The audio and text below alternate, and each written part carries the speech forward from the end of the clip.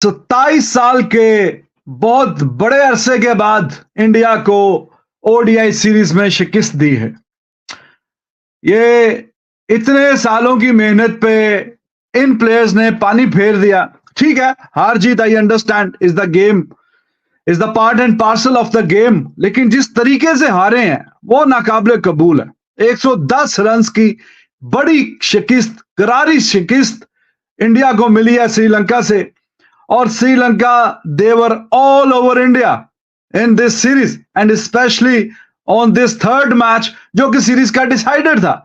इसी ने फैसला करना था कि हाँ जी, श्रीलंका ये सीरीज जीतेगा या इंडिया ये सीरीज बराबर करने में कामयाब हो जाएगा। और इसी मैच में ही सबसे ज्यादा बड़ा रन्स, बड़ा टारगेट इस सीरीज का श्रीलंका ने दिया इंडिया को, और फिर वही हुआ कि जो पूरी सीरीज में होता चला आ रहा है। ऊपर से जरा ओपनर तेज खेले, रोहित शर्मा स्पेशली वही जरा थोड़ा सा तेज खेल रहा है थ्रू आउट द सीरीज। पहला मैच, दूसरा मैच, तीसरा मैच, तो मुख्तलिफ स्टेजेस नजर आती हैं इस मैच की।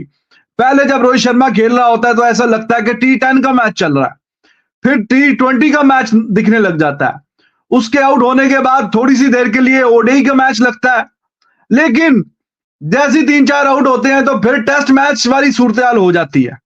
तो एक ही मैच में मुख्तलिफ किस्म की आपने स्टेजेस देखी हैं, T10 से लेके T20 और वनडे, और फिर टेस्ट मैच, और फिर टेस्ट।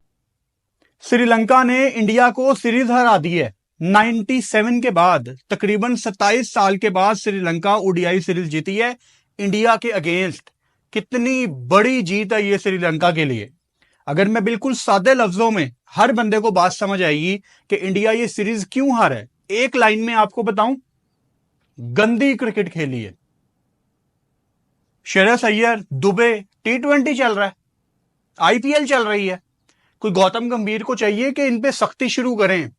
ये भूले हुए थे कि ये की वजह से इंडिया नहीं जीत रही, लेकिन इंशाल्लाह लास्ट मैच में कमबैक करेंगे विराट कोहली। उससे पहले इंडिया हारा, लेकिन उसके बाद कैसा जबरदस्त कमबैक किया।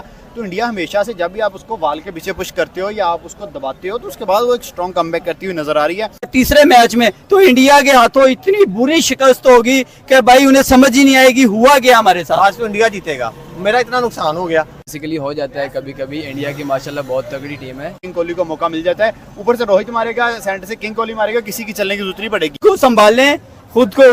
तो जनाब, श्रीलंका ने तीसरे ओडीआई मैच में भी इंडिया को शिकस्त दे दी और ये सीरीज जो है वो श्रीलंका ने अपने नाम कर लिया है। और तकरीबन 27 सालों के बाद जो है वो श्रीलंका की टीम बायलैटरल सीरीज में इंडिया को शिकस्त देने में कामयाब हुई है। और इंडिया की जानब से क्या थर्ड क्लास किस्म की बैटिंग जो है देखने को मिली है। बल्कि आज के मैच में नहीं, पूरी सीरीज में इंडिया के बैटर्स ने बिल्कुल मायूस किया, और ऐसा लगा ही नहीं कि यार ये इंडिया की वही टीम जो है बैटिंग कर रही है जिसने वर्ल्ड कप में जो है सबकी सत्यानाश की हुई थी। पूरी सीरीज में बांग्लादेश और श्रीलंका के जो स्पिनर्स है ना, उन्होंने डोमिनेट किया और इंडिया के बल्लेबाजों की एक भी नहीं चलने दी। और आज का मैच भी इंडिया की टीम बड़े आराम के साथ हार गई है, बल्कि बुरे तरीके से, कि आप 100 रन बनाना आपके लिए मुश्किल हो रहा है अगर, तो इसका मतलब यही है कि आपकी बैटिंग बिल्कुल बुरी तरह से जो है वो आप ये कह सकते हैं फ्लॉप हुई है। और किसी भी बल्लेबाज ने जिम्मेदारी का सबूत दिया ही नहीं। आप मुझे बताएं कि कितनी बार रोहित शर्मा आपको रन्स बना के देंगे? क्या हर बार रोहित शर्मा ने ही ठेका उठाया हुआ है कि रोहित शर्मा आएंगे भाई वो आपको रन्स बना के देंगे, बाकी सारे जो आउट हो जाएंगे? किसी ने भी जिम्मेदारी का सबूत दिया ही नहीं। और ऐसा लगता है कि स्पिनर्स को खेलना ही भूल गए हैं भाई। चाहे वो वेला लागे हो, चाहे वो जो है वेंडर हो, जो भी हो, उसने जो है वो आके कमाल की जो बॉलिंग की। आप देखें जो है वो दोनों ने, जो वेंडरसन ने और साथ में जो है वेला लागे ने कमाल कर दिया। और बिल्कुल लास्ट